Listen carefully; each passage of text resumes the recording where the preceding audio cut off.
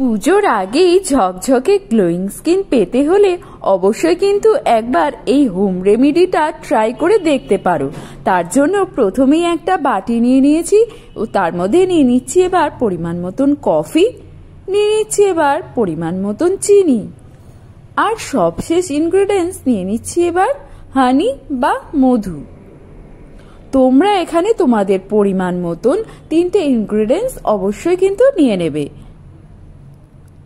এবার একটা চামচের সাহায্যে 3টে ইনগ্রেডিয়েন্টসগুলোকে ভালো করে মিক্স আপ করে নিচ্ছি। ব্যাস রেডি আমাদের স্ক্রাবারটা। আর তোমরা এই স্ক্রাবারটা তোমাদের ফেসে, লিপে এবং স্নানের আগে ফুল বডিতে স্ক্রাবিং করে দেখতেই পারো। আর রেজাল্ট কেমন পেলে অবশ্যই কিন্তু আমাকে কমেন্ট করে জানাতে ভুলো না।